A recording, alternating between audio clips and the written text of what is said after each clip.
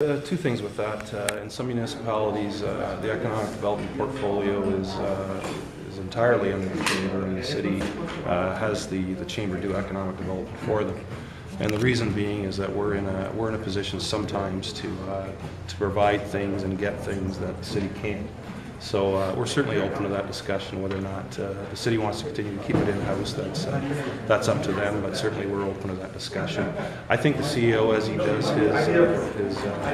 his look at the budget and all administration, can answer some of those questions with regards to where some of that money can come from.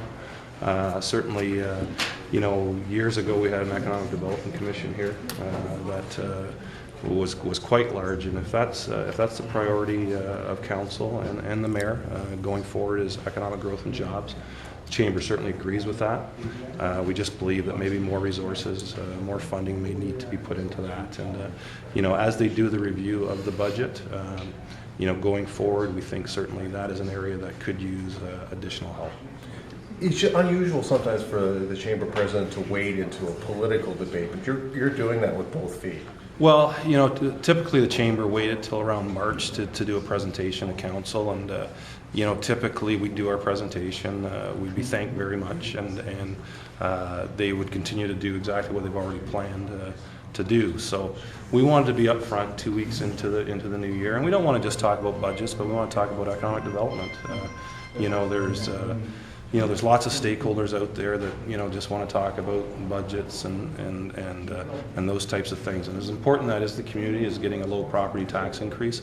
Economic development jobs have to be number one, and we have to have plans not just for this year but moving forward.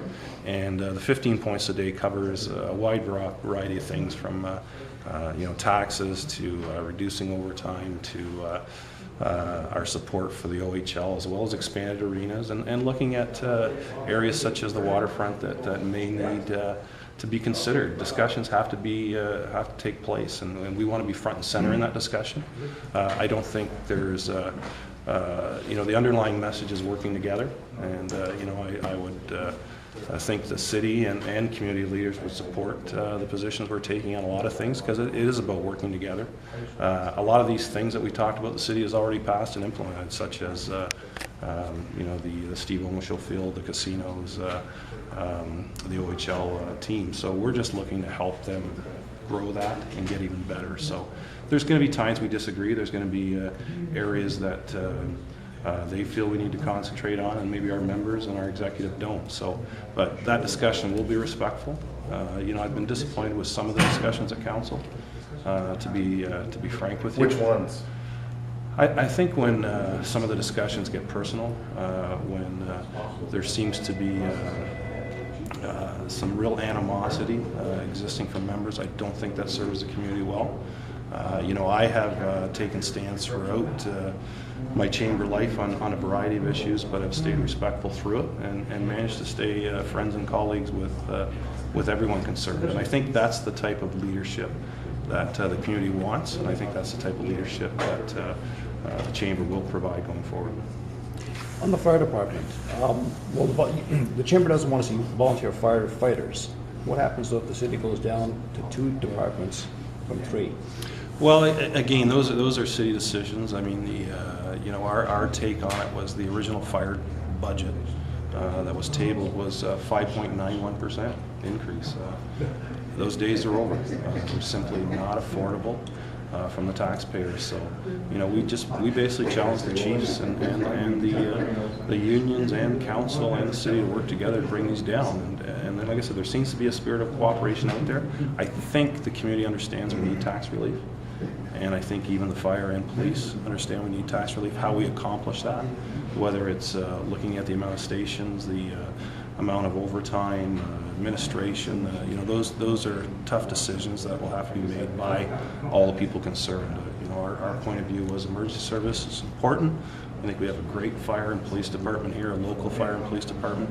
We have to make sure it's affordable. I want to ask a question about, you mentioned about the area maybe getting punished at the provincial level because we elected someone who's not in the Liberal government. I just wonder if you could expand on that, because it's an interesting statement. Well, it's just a sense from some of our members that they're, and we appreciate certainly with the government being prorogued right now and no sitting government, the amount of announcements, etc., are limited. But it almost feels to us that the Liberal members are almost afraid to come here, and we don't want that. We're apolitical.